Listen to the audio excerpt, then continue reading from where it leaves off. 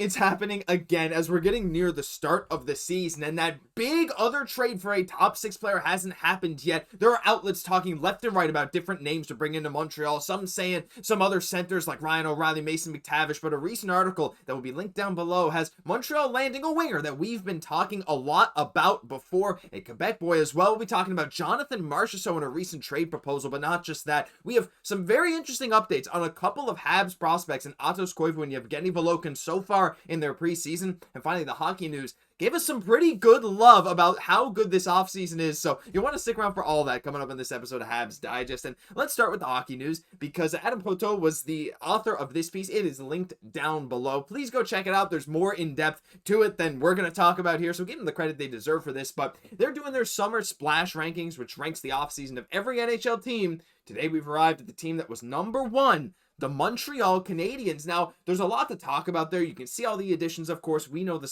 subtractions like Dvorak, Armia, Savard, stuff like that. But they basically say, look, you go out and you acquire a number 1 defenseman, and that's what Kent Hughes did. Plus, he added a guy like Bolduc. Plus, he added some insurance in Capo Kakinen. I mean, Jesse, look, I think it's fair to say we had one of the best off seasons. And hey, I'm not going to disagree with number 1. I think a lot of places didn't have us at the very top of this list, but I'm glad that one does, and I love seeing the love for us, especially on the front of the Noah Dobson trade that some Islanders fans are still trying to tear down. For sure. I think the reason for that is like it was good to begin with, but they're saying like that Dobson trade basically like catapulted us into having one of the best decors in the entire NHL. And they make a great point where it's like now because of Dobson, Hutson can kind of like it takes some pressure off him.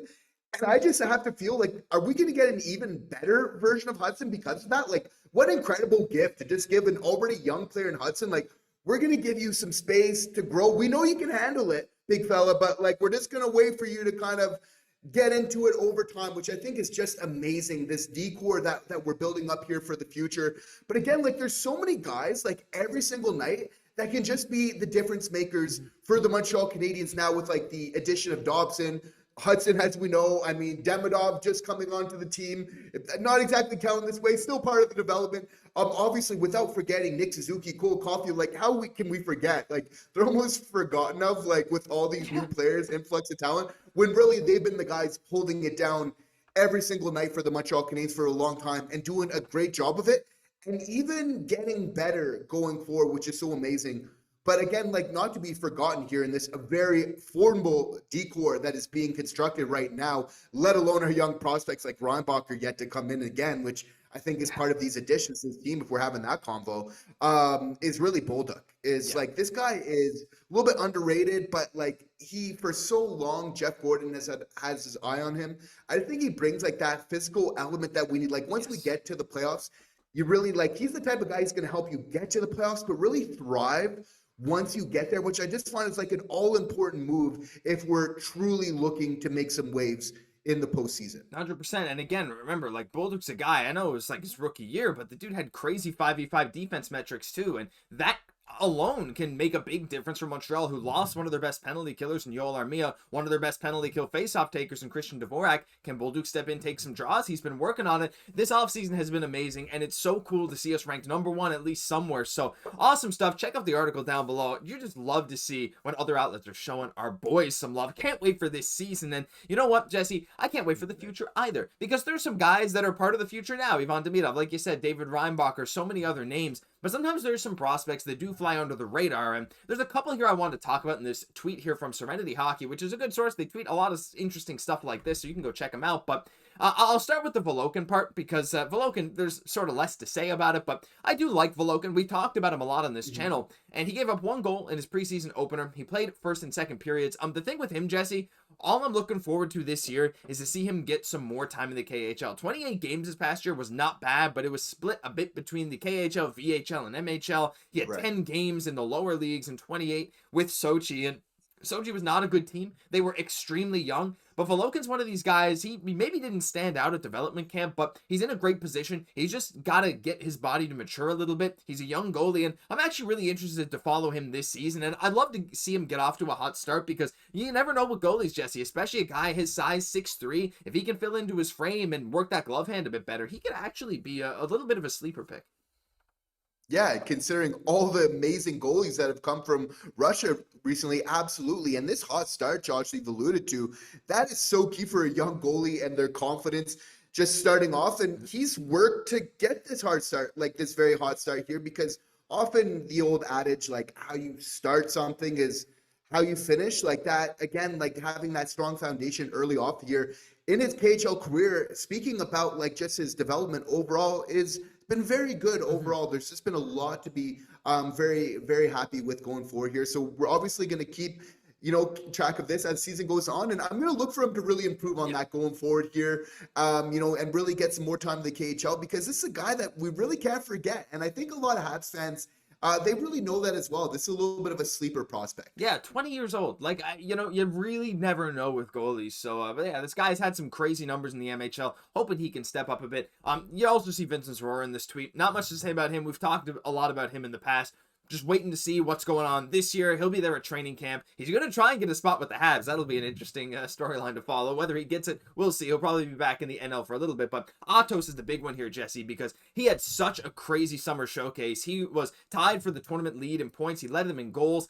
Hey, he was the fourth line center for today's preseason game. He got over 13 minutes time on ice. And with TPS, Jesse, this is the one thing I'm really hoping for Koivu. Same thing with Volokin. I want him to get a lot more time in the Liga, just full time with the Liga this year. That to me would be a pretty successful year for Atos Koivu. Would I like him to improve on his 1 goal in 31 games? Yes, of course. I think we all would, especially when his shot is one of his better attributes as a prospect. But for him, having a full season with the main club in Liga is a big goal. And honestly, I don't necessarily mind that he's the 4C getting 13 minutes a night there in their preseason game, because that's an important thing for Montreal. I don't think anyone's expecting him to come in and be a top 6 sniper. But if he can carve out that kind of bottom 6 role for himself, some good defense, some good forechecking, he's been doing a decent bit of that, plus having a decent shot, I think that's the kind of thing that can make us love him even more and give him a path to success over here in North America. And he's going to have a little bit of time to really develop here as well. We don't need to be too hasty when it comes to Atos Koivu. I believe that he's going to climb up over time here. And of course, we're going to be keeping track of that. But I think that he's set for really a breakout year going forward. Obviously, we're going to be progressing. My take is he's definitely going to be climbing up. I'd love to see him getting some consistent time, at least on that third line here going forward. Why do I believe that? I just think he's got the shot. He has the mindset. He showed us so much at that World Junior Summer Showcase just very recently, right? And I think that he's been building off a lot of things in his game. He's an interesting prospect to really keep our eyes on here. We know what he needs to do, of course. That's fill in the sides. But like when we're talking about just like skill and just pure hockey ability, our boy Atos is, has it in spades. I can't wait to see him. Like, there's so many guys, Jesse, that I'm just like, oh, I want to see how they do over here. The training camp this year is going to be so fun. And again, the path forward for these guys, these two guys we're talking about are 20 and 19 years old, respectively. So like you said, there's a ton of time, but I love to see these little things. So, like, watching their whole development from start to finish is always so gratifying, especially if they do make that jump. So leave your thoughts down below on these guys. Will either of these guys make that NHL jump? We'd love to hear from you. But final thing today, and sort of a bit of a fun one, Jesse, because, as the 2C talks are maybe dying down a bit, with McTavish looking more and more likely that he's probably just going to sign a bridge deal, not get traded. The 2C market is really uncertain. Yes, things could pick up very soon. We know after Price's contract is traded, likely there early in September, that's when Montreal could really open up to make a move.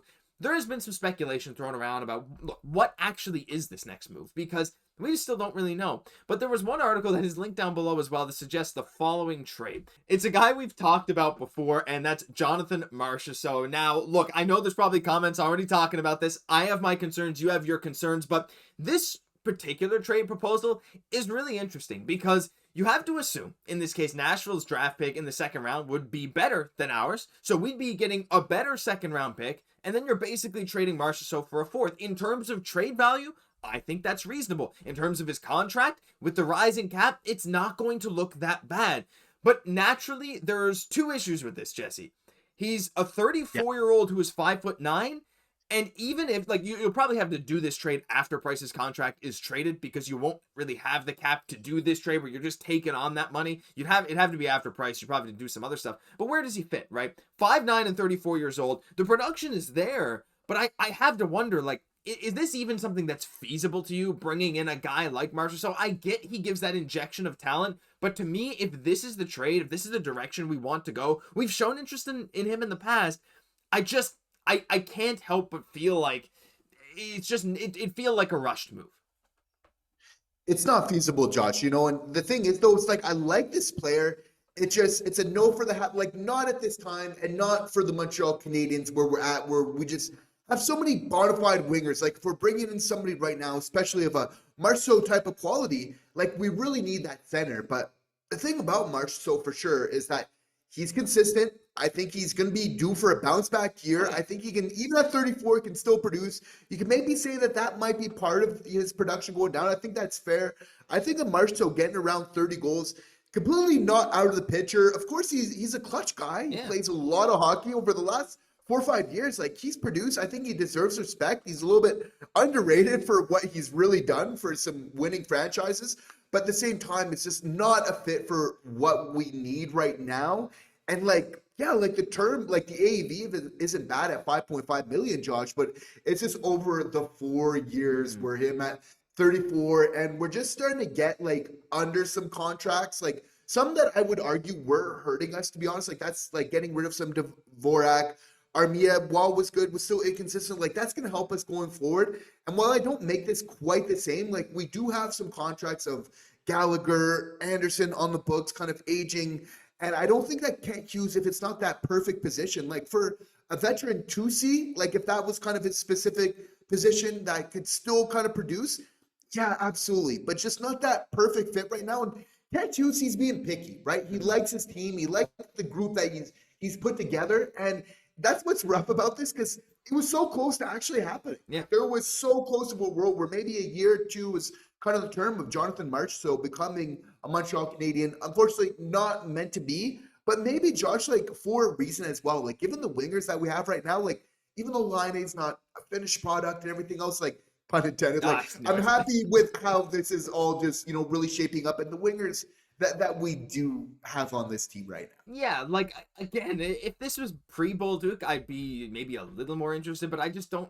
Like, even then, I wouldn't be super sold, because, like, look, Conn Smythe, like, the dude is amazing. Like, he's a fantastic player, clutch when it matters, performer in the playoffs, has that cup pedigree. All of that is very valuable. And again, to me, like, that kind of experience is worth $1 million on a contract. Maybe that's controversial, but, like, to bring that into a locker room while still being able to play and mentor guys, that shouldn't be discounted. But at the end of the day, like, he's a player that doesn't necessarily fit with the roster we have built now. Look, if some things were moved around, maybe. But look, we want to hear from you guys. Is this feasible for you guys? Do you guys like the idea? Don't like the idea? Look, I mean, the trade proposal that we have here from Heavy, it's not that bad in terms of objective value. The problem, like you said, Jesse, is the term. Where does he fit? I don't know. You guys let us know. We're not sold on it, but maybe some of you are. We'd love to hear from you. That'll do it for this episode of Habs Digest. If you enjoyed, leave a like, comment, subscribe to the channel. Cannot wait for the season to get going, and you know that we got your back every single day for content. Oh, right up until and right through the time that happens. I'm Josh Gosse, my co-host, Jesse Poirier. We'll catch you in the next one.